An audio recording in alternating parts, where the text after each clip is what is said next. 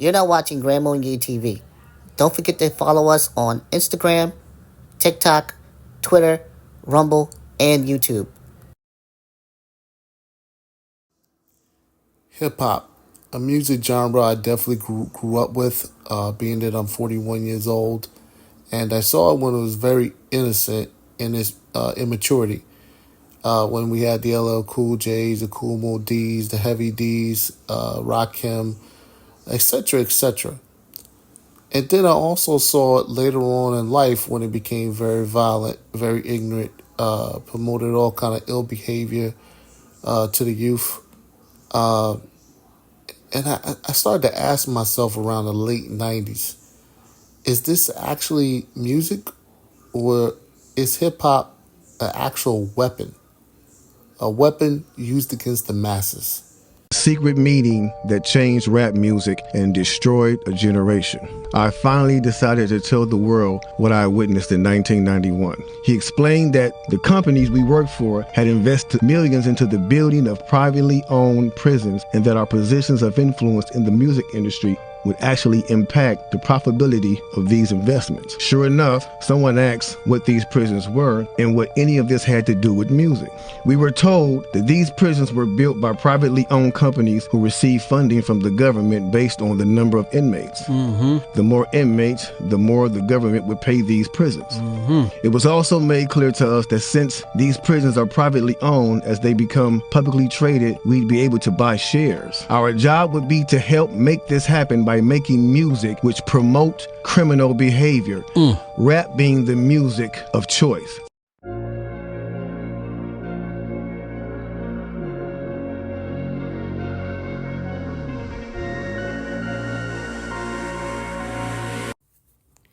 Eric Eazy-E Wright, definitely in my opinion, one of the founders of gangsta hip hop, along with Ice-T and a few other acts in the mid to early 80s that were promoting violence and gang violence in hip hop. Like I said, hip hop started off very innocent, but Eric Wright wasn't just a hip hop artist. In my opinion, Eric Wright was a tool used by the Central Intelligence Agency.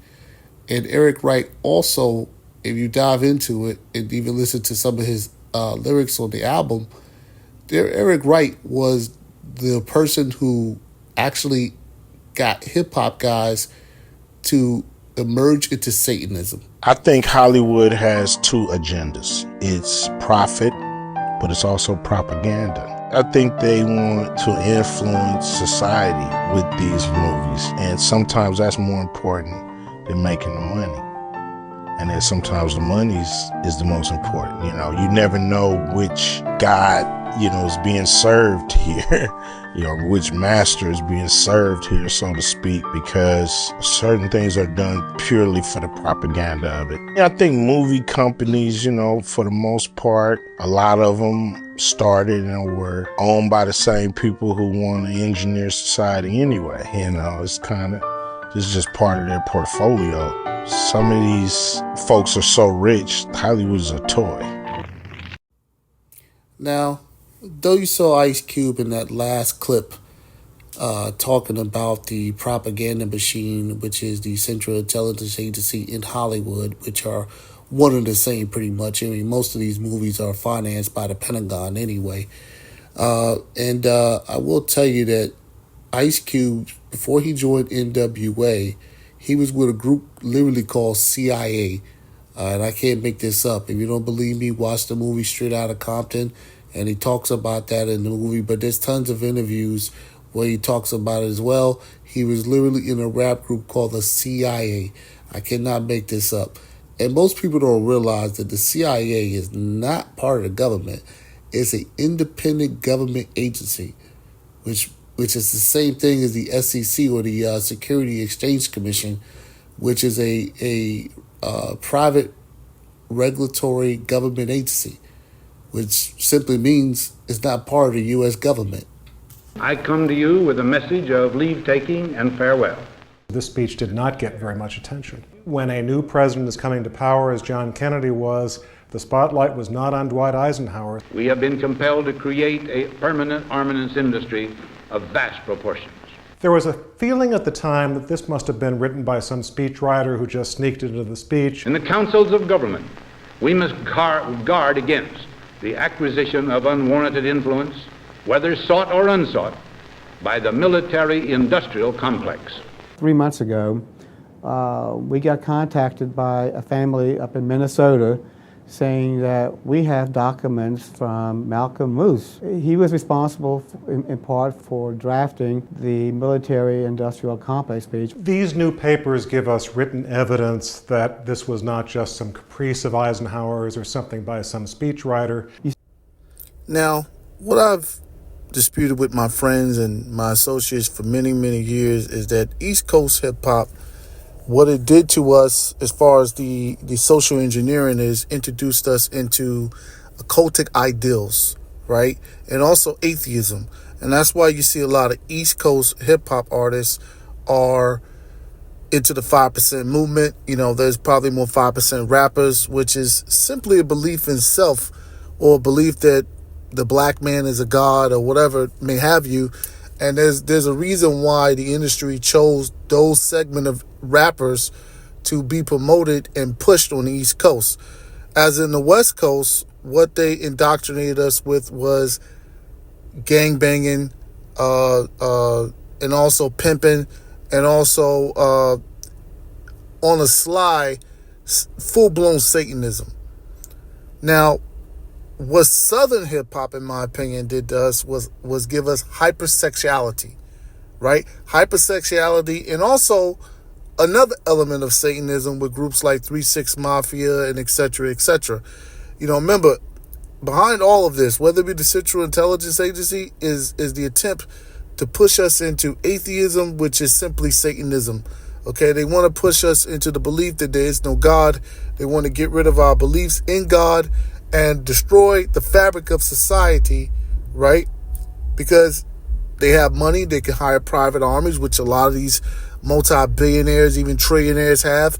Yes, I said trillionaires because there are trillionaires on this planet. You don't know who they are, but they're out there. Trust me when I tell you that, because somebody owns the private central banks, and it has to be, in my opinion, people who are trillionaires because they own the debts of nations, and nations pay them by their reserves, right? Gold, diamonds, sapphire, you name it.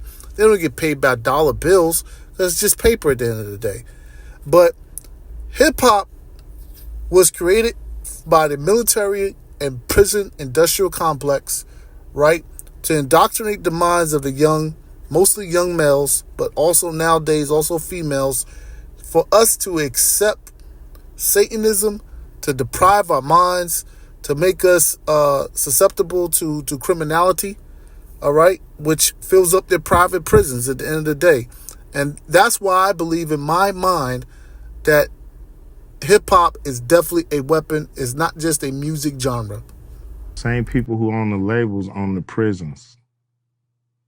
So literally the same people? Literally the same people who own the labels own private prisons. So, you know, it seems really kind of suspicious, if you want to say that word, that, you know, the records that come out are really geared to push people towards that prison industry. But they didn't make you write those lyrics. It's not about making somebody write the lyrics. It's about being there as guardrails to make sure certain songs make it through and certain songs don't. Certain flavors are exposed on the record. You know, some records are made by committee. Meaning record company guys sit around and tell the artists, this is hot, say that, do this.